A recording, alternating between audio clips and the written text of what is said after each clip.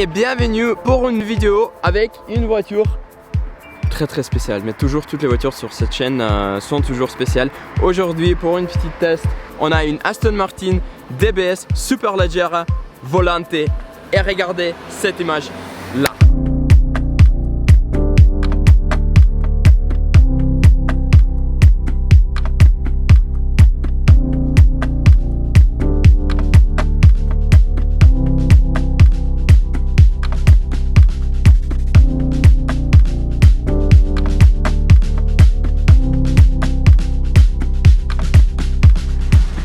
Les amis, pour moi, cette voiture, je pense, c'est la plus belle voiture de l'extérieur qu'elle existe aujourd'hui sur le marché. Parce que vraiment, chaque détail, chaque ligne de cette voiture, je suis complètement amoureux et j'adore le look. Aujourd'hui, pour le test, on a une version Volante.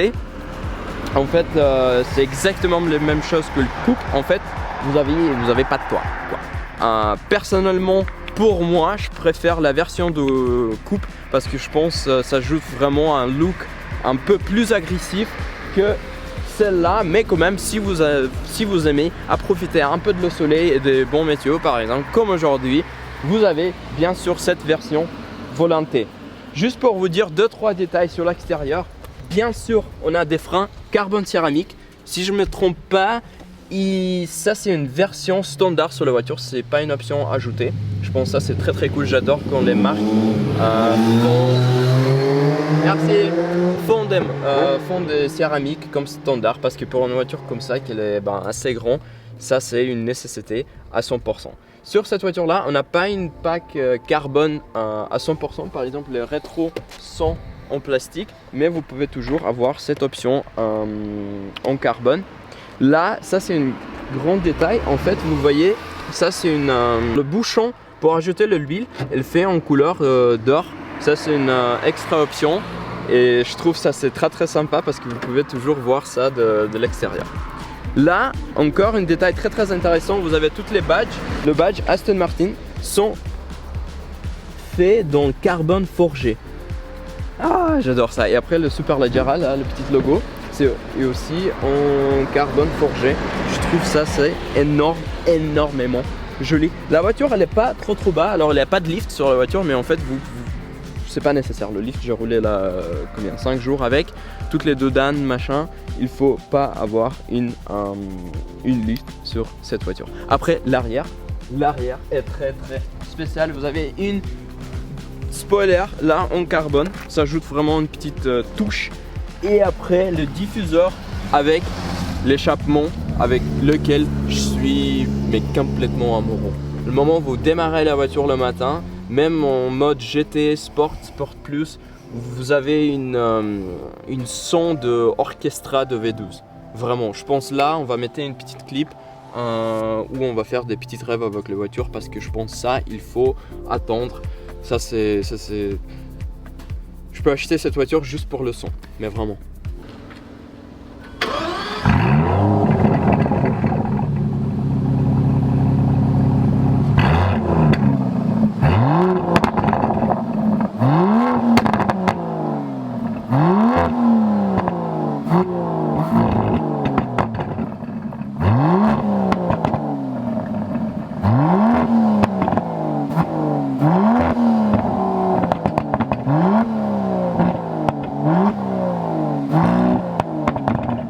Juste à vous expliquer une petite détail, alors nous on a reçu cette voiture de Aston Martin Genève, à qui j'aimerais dire vraiment une énorme merci. On va mettre les Instagram de Aston Martin Genève, Prestige Motor Group Lyon ici. Maintenant, je pense que c'est le temps pour rentrer dedans et rouler un peu.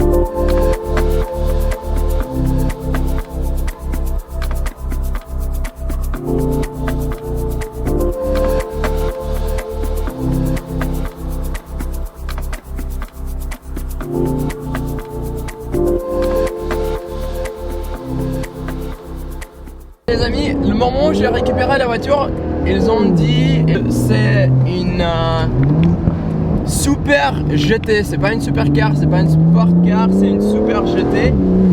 Mais là, nous sommes sur une route des montagnes avec des petits virages.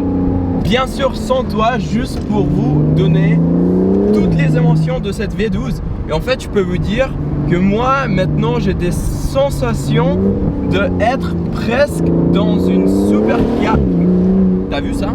Presque dans une supercar, mais pas dans une voiture de GT de tout. Les amis, là-dedans, on a un moteur de V12 5,2 litres biturbo qui produisent 715 chevaux. Mais pour moi, ça c'est pas un chiffre plus intéressant ici. Pour moi, c'est vraiment le couple de cette voiture. Et écoute ça bien, les gars. Cette voiture font 900 Nm de couple. C'est presque impossible à expliquer cette chiffre. Pouvons vous montrer ça par la caméra, mais en fait, imaginez ça, vous roulez à 40 km/h, 50, vous mettez deuxième rapport,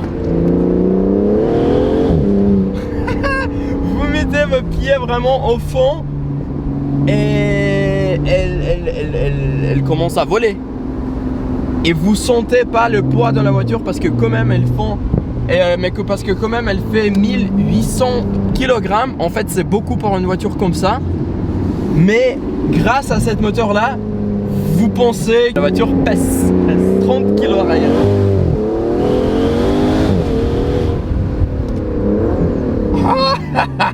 C'est un avion, vraiment. C'est pas les mêmes. Alors si vous commencez à rouler de 0 à 100 par exemple, vous n'avez pas cette feeling d'avion parce que vous avez trop de couple et même le roue arrière parce que c'est une propulsion, la voiture commence à drifter un peu. Mais si vous êtes déjà 40 km, vous mettez deuxième rapport.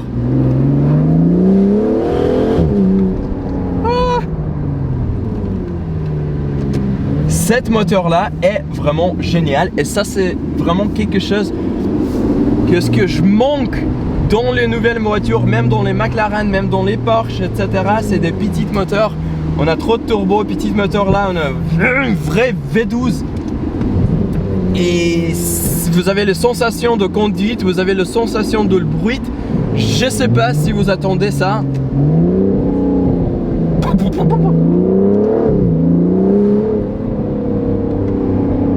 Elle fait les pops and bangs, mais vraiment partout. Et c'est pas des pops and bangs que vous pouvez voir sur YouTube avec des BMW, des trucs comme ça. Non, pas du tout. Ça, c'est des pops and bangs d'une V12, les amis.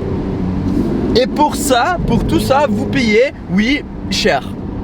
Et ça, c'est le seul quote-unquote problème avec cette voiture, c'est qu'elle coûte vraiment cher parce que vous payez pour toute cette technologie pour avoir vraiment 900 Nm de couple. Tout de suite, je pense déjà dans les 2000 tours, vous avez toutes les puissances pour vous, les 900 Nm de couple. Et après, le beauté de cette voiture, vous mettez tout en mode GT, suspension mode GT. Là, la boîte à vitesse, elle commence à marcher très tranquille. On n'a pas de bruit. Et là, on peut rouler directement à Monaco, quoi. Parce que la consommation est vraiment, elle est ok. Puisque là, je suis en train de tester la voiture déjà pendant 5 jours. Si vous roulez tranquille 120 sur l'autoroute, 130 en France, elle consomme vraiment pas trop. Bien sûr, le moment où vous commencez à pousser la voiture, elle va consommer beaucoup.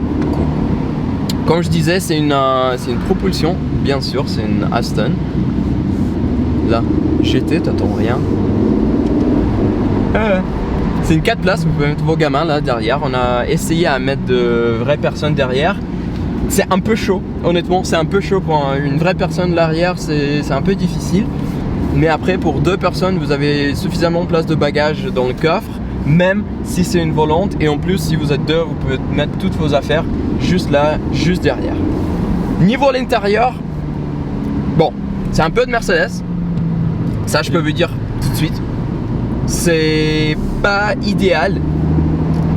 Un côté, c'est pas idéal parce que vous payez trop pour un Aston Martin et là vous trouvez une petite pièce Mercedes, mais l'autre côté, vous pouvez profiter de toutes les technologies Mercedes qui marchent très très bien, sans problème, sans faute, sans rien. Et pour moi, comme une propriétaire de la McLaren, où la marque est décidée à faire toutes ces technologies eux-mêmes, et les technologies marchent pas, mais marchent pas du tout, honnêtement, à ces moments-là, je préfère avoir une petite pièce Mercedes, mais avec une navigation que je peux utiliser. Alors là, c'est pour vous à décider qu'est-ce que vous préférez. Le truc très intéressant, c'est que la voiture, elle est énorme. J'ai pas de chiffre vraiment de la dimension, mais elle est grande. Elle est plus grande qu'une X5 parce que là, on a mis les deux voitures à côté de l'autre. Elle est grande.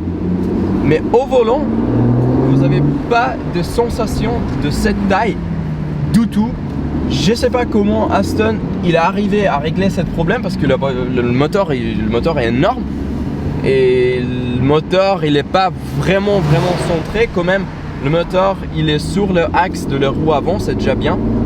C'est un peu plus centré, mais quand même c'est pas une supercar avec une moteur derrière. Et quand même on peut pousser cette voiture et on peut profiter de cette voiture sur les routes de montagne. Je sais pas si j'ai oublié quelque chose les amis, là on a vraiment essayé à vous donner une petite vue sur une Aston Martin DBS Superleggera Volante.